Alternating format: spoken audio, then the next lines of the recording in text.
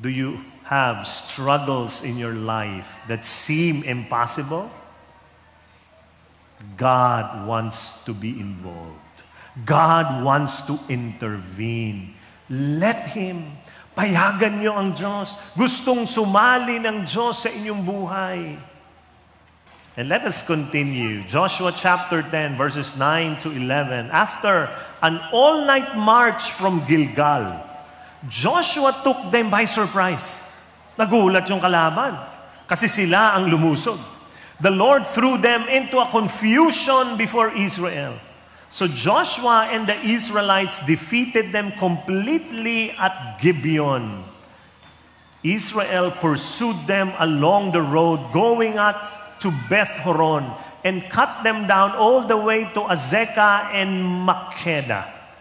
Tapos ito pa. As they fled before Israel on the road down from Beth-horon to Azekah, the Lord hurled large hailstones down on them, and more of them died from the hail than were killed by the swords of the Israelites.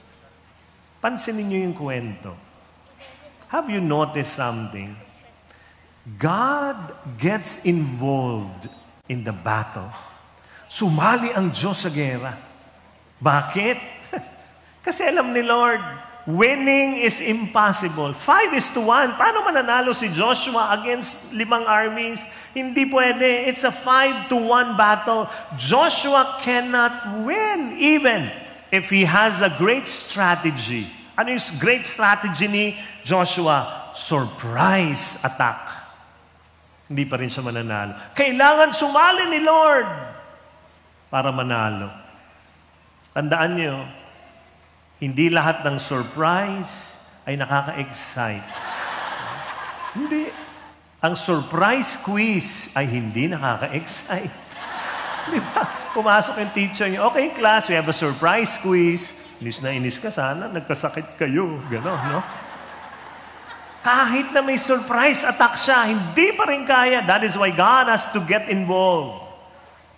Do you have struggles in your life that seem impossible? God wants to be involved. God wants to intervene. Let Him. Payagan niyo ang Diyos. Gustong sumali ng Diyos sa inyong buhay. Who are married people here? Raise your hand. God wants to be involved in your marital life. He wants to be part of it. Isali niyo si Lord. Naalala ko yung misis, nagpiprito ng itlog. Habang nagpiprito ng itlog, si Mister katabi. At alam mo, sabi ng Mister, yung apoy, hinaan mo. Baliktad mo na, masusunog. Lagyan mo ng asin. Bilisan mo, baka maano yan. Alam mo yung misis, natarantang gano'n. Tapos galit na galit. At sabi niya sa Mister niya, ano akala mo sa akin? Hindi marunong magprito ng itlog? Alam mo, sabi ng Mister, di naman. Gusto ko lang iparamdam sa'yo ang nararamdaman ko pag nagmamaneho ako. Diba? Ganyan ba ang misis mo?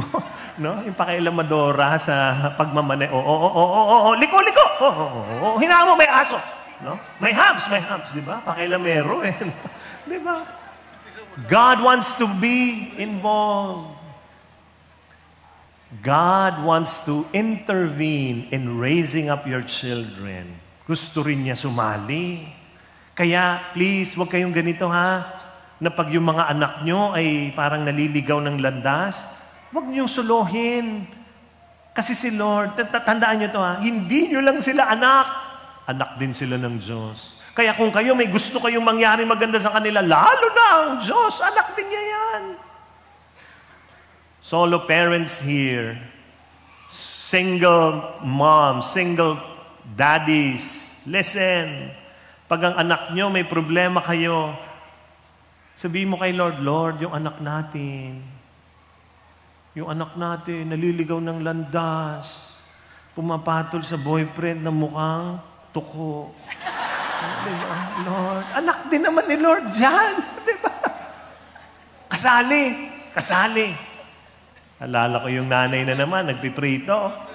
Habang nagpiprito, Kailangan niya umalis. Tinawag yung anak niya, anak, tingnan mo itong piniprito ko kung masusunog, ha? Alis ako. Umalis ka agad. After 5 minutes, bumalik na yung nanay. At tanong niya dun sa kanyang anak, anak, kumusta na? Okay na ba? Sabi nung anak, opo, nay, sunog na. Diba? God wants to intervene. Sige, sino sa inyo rito gustong magkapera? God wants to intervene in your finances. Isali niyo.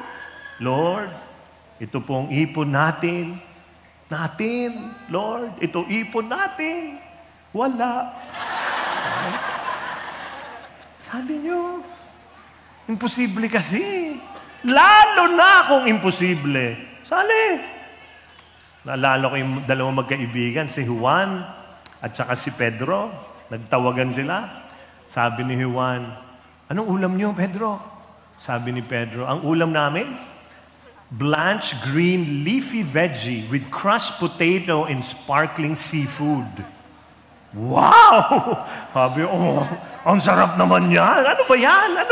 Blanched green leafy veggie with crushed sweet potato and sparkling seafood. Ang sagot ni Pedro, talbos ng kamote at bagoong na may piniring yung kamatis. So tinanong siya, ikaw naman, anong ulam nyo? Bumawi naman si Juan. Ang ulam namin, fish fillet de El Nino. Wow! Fish fillet de El Nino. Ano ba yon? Tuyo. God wants to intervene. Sali nyo. Lord, sali ka. Lalo na pag imposible. Tingnan mo nga yung katabi mo. Sabi mo sa kanya ang mensahe ngayon. Sabi mo sa kanya, let God intervene. Go. Let God intervene. Tapos ito, tandaan niyo. God does not only assure you of victory, He assures you that He is fighting with you. He is fighting with you. God is fighting. Kasali ang Diyos. Hindi ka lang mananalo, kasali pa siya. Because God is for you. Therefore, nothing and no one can stand against you. Because God is for you. He is. Sino bang mananalo kalaban ng Diyos? Wala. God is for you. O tapikin mo yung tatlo mong katabi. God is for you. God is for you. God is for you. God is for you. God is for you. Yes. And if God did it to Joshua, He will do it for you.